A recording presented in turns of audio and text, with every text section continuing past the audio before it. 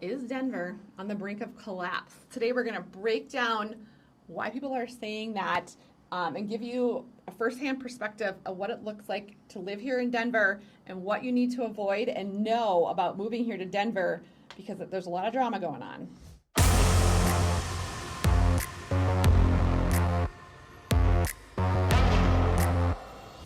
So we do real estate all along the entire Front Range, and this statistic has literally kept me up a couple times, like how, why, what's going on. Like we live here, we raise our kids here, we have tons of clients here, so what is going on and how did it happen? We had to dig into it a little bit. Well, and I think a lot of it is just like news headlines, because we have some statistics to kind of prove some of these headlines wrong. But one of the statistics that kind of keeps me up is there was an article, and we did actually a whole video on this, but Denver went from the number two place to live in the entire United States down to 99. I know, over like just a span of 2 to 3 years. All while, if you think about it, Colorado Springs is 60 minutes south. Mm-hmm. And it's still ranking consistently in the top 9, 10 place to live in the U.S. So how is Denver, number one, how did it go from the second desirable place to live all for the way a variety to of 99. factors to 99? And how is Colorado Springs, just 60 miles south, which we do real estate there all the time as well, how is that still ranking? And so we did some research. So Denver, the whole title of this video, we're on the brink of a home crash. What we're talking about is something that we just need to really be in, like Laurie and I think about this because we want you as our client to make a good financial decision along with good lifestyle decision when you're moving to the Denver area. We definitely don't want you to ever be upside down on a property, an investment, a home that you bought here. So what do we need to do to make sure that that doesn't happen? Yeah, I would say prices rose so fast, you guys, over a 2-year span. And people just couldn't keep up with Denver as a place to live. I mean, think about Denver. It was trendy. It had mountains. It had skiing. It had that lifestyle a lot of people were flocking to as well, and a little bit more affordable. But then our housing prices skyrocket in over like the 2 to 3 years. And along with that, when a city grows so fast, you do have to keep up with infrastructure. You do have rising crime. You have homelessness. You have a lack of housing inventory for the people wanting to move there, which creates that economic push of home prices upwards. Yep. So, I mean, so we're going to look at all these factors today. I know we keep going back and forth, but we're trying to make an analysis, but our job is to, again, help you make a good investment. And so that's why we contemplate and go through all of these factors. What I am surprised about, though, if you watch any of our videos, and I mean, it's part of, getting you to watch some of these videos, but a lot of people that are commenting on them, it just surprises me how many people actually slam Denver. I mean, if you read some of the comments, it is quite amazing to me, and I get those comments. Don't get me wrong; those things do exist. But I want to know where you're living in Denver, because Denver actually, we're going to go through these. There are areas where I will totally say, when I go and I'm in some of these areas, I'm like, not going to stop at that gas station anymore. I'm going to go one more exit down, or I'm thinking of one area that we went for baseball, and directly under the overpass was a gas station we always used to stop at. Well, now the gas stations are shut down because there is a lot of drugs, crime, homelessness, and so you just have to be aware of those areas, I guess. But there's a lot of areas that don't have any of these problems. We raise our families in Colorado, and I don't see it on a day-to-day basis. Do I know it exists? Yes. But when people talk about it, they talk about it in all generalities, and I think it's interesting, and you'll see people on here will do it. And I want to know where you're living. Are you living in Colorado? Are you living in downtown Denver? Where are you exactly living? I'm actually kind of curious, because they'll be like, oh, it's a hellhole, it's a shit show. There are areas. There are areas for sure, but I would say of our clients, and we choose to raise our kids here, I don't see that on a daily basis. I'm being 100% honest with you. And so we're going to talk about what that looks like. So first, we're talking and with any city, I think this is, and even not a big city, even small towns, drugs. Like right now, there is a huge epidemic with, and I feel like the news is only putting this under a magnifying glass because we do have a lot of problems with drugs happening in a lot of our cities and even small towns throughout the United States.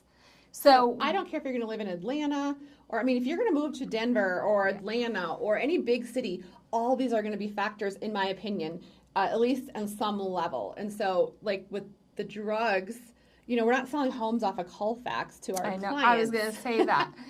Like a lot of our clients with families, that's not even an area that may interest them in their lifestyle anyway. If you are looking for more of like a metro, lively area, we also know what streets and areas that you want to maybe avoid. And although we can't steer you, we can provide you with a lot of tools and statistics that when you send us over a property, we're like, hey, maybe check this website out. And then if you're okay with that, let's go see the home. Yeah. But we'll provide you with any information that we can. And I mean, at the end of the day, that is our job to help guide you. And so we'll give you other options, although we cannot steer you. Yeah, I've never showing homes with our clients or when they go under contract or you guys become, our friends, is to see that like there's not being drugs being dealt on the street or anything like that. So when you guys say that, I'm always a little astonished. Of course, it's a problem in any big city, but just know your areas.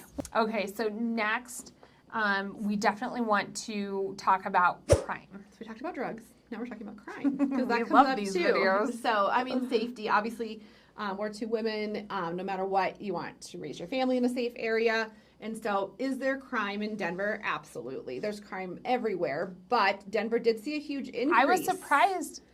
Decrease. They saw an increase for many years, but this last year in 2023, I have some news articles popping up. We actually saw a decrease. I was surprised when you pulled that, and I was like, wow.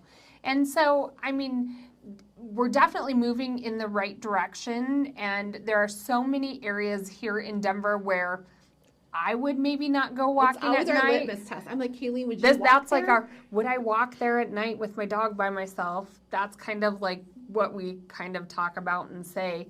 Or would I be completely fine walking there at night with my dog by myself? And so there are definitely a lot of areas that we would say, yes, we would do that. Some good tools that you can reach out or look through is niche.com. But some of the areas that I would say a lot of our clients seem to like when they want an area where they can walk their dogs at night, we're talking about like maybe Cherry Hills Village or Greenwood Village, some areas in Littleton, Erie is a nice one. Parker. Yeah. And all these get A's or B's. Castle Rock's another one. We could go on. So niche.com gives you A's, B's, C's, D's, F's. And so you can look on niche.com and look up these areas specifically, and it'll rate them for you. So is there crime in Denver? And people comment on it. Absolutely. But know your areas. Have a real estate agent reach out to us, and we will make sure that you are in a very desired area. And that's really what comes around is that, again, we help our clients make good financial decisions in a home that they love. And if they're, raising their family or moving to a new area, that's always in mind is, are we going to be able to stand behind this investment in even a year if you have to turn around and sell? Right. And so that's kind of our litmus test is, would I walk the dog at night or not? And if you keep being drawn to an area that we are like, just be aware, we'll give you the tools to do your own research, but we'll also suggest some other areas that may maybe offer that same lifestyle, but we know are maybe a better financial investment or decision for you. Right. So we've covered drugs, we've covered crime, and now we're talking about number 3. I do think this is, when you look at the articles and do the research of why Denver went from number 2 to number 99, a lot of it has to do with unaffordable prices. They really skyrocketed in 2021 and 2022. And if you look at when people comment on some of our videos throughout all of our social media platforms, we do a lot of social media. We actually have Facebook groups with 42,000. We have a lot of social media because we love our area. But I will say that a lot of people are like, oh, Denver's housing prices are going to crash. Denver market is terrible. it's like I think the people who do comment sometimes are like the doomsdayers. They're like the world's ending now, and I get it. From 2021, 2022, they're a lot more brave on the other side. Like, True. Give us something tangible to work with. And a lot of times, those people will put certain articles out there, and we can take that and chew on that and understand it. But we'll also share back with you the other side, because I think Laurie and I have even gone through this with discussions. I'm like, did you hear this? And she is like, well, where are you getting that from? Because I'm hearing this. And it's, news is all sorts of, different perspectives, and we have to try to sort through that and find out the facts. The bottom line is we do a lot of real estate in the area, and we know that there's certain areas that are trending downwards when we're looking at neighborhood trends, and there are other areas that continue to build in equity, and they continue to hold a good resale price and a good lifestyle for our clients that are moving to the area. A lot of these places, because of the desirability, prices are expected to stay more steady. If you have a home that is priced right and it's updated in a really good location, we're still seeing multiple offers in some cases. Yeah, and so I'd say we do pride ourselves, all of our clients who have bought have a good equity, and you're running those comparative analysis of homes that are sold. So we don't just go in and flat write offers based on list price or whatever that market is. We're going to go in and find you a really good deal here in Denver, and we have strategies that we know how to do that in this market, I would say. Yeah, we definitely do our research. A list price is only a list price. What we recommend for you to offer is actually a lot of research and due diligence that we take on ourselves. All I care about is that you love the home, and you can lean on us to help you with, would we recommend this be a good school for you? Would we recommend this would check a lot of those boxes you're talking about for lifestyle? That's where you can really lean on us as the professional to help guide you to where all of those factors would be good fits. You worry about if you actually like the home or not, and then we'll help do that research to make sure that the investment is good and that our offer price is not only competitive if we need to be, but we have a game plan to get you to the end where with all of your goals where you want to be financially. So everyone's being doomsdayer about the Denver market, but actually, if you look, we're going to run it by numbers. People can say there's a crash. People can say there's a crash coming for the last 2 years. And I know that we're in real estate, but please know that we are honest real estate agents. We actually both just are purchasing homes here in this market, and we don't just go throw you out there to the wolves and say, go find a home. We actually get you a really good deal, and we actually work hard for that. And we've told a lot of our clients when it doesn't make sense to walk away. We tell them all the time. We just got the phone call, and we're like, no, that's not a good deal. Do not take that. So we're going to negotiate more, or we need to walk away, or obviously we're going to do what you want, but we're going to tell you our honest opinion on that. So here's 2 statistics that I thought that Laurie found that were really good, and it actually showed, you pulled these from RE Colorado, which is our local MLS statistics. Now, do know that RE Colorado, if we have agents even from down in Colorado Springs that put their information, the MLS listings up there, it's part of these numbers. But statewide, with single-family homes, closings actually rose 34% in the past month, and they're up 5.7% from the year prior. So everyone's talking about how homes aren't selling, aren't moving. Well, actually, this is showing us that there are moving. Just the opposite. Obviously, we're moving into the spring and summer market, so we're going to see more uptick in transaction activity. But that 5.7% from the year prior tells me that our inventory is holding pretty steady. And we have more inventory is coming on the market here in the Denver area. So a lot of times, even if you have investors that are doing flips, or you have, new builders that are working throughout the winter, a lot of times, because Colorado, we do have to deal with weather and all of those actual, what do I want to say, like elements that we have to deal with. A lot of times, our busiest season is April through even about November. I think you had even done a statistic I did. I looked at home pricing. And what was the difference? So every year, it was like you could watch the home prices if I did it over like a 5-7 year period.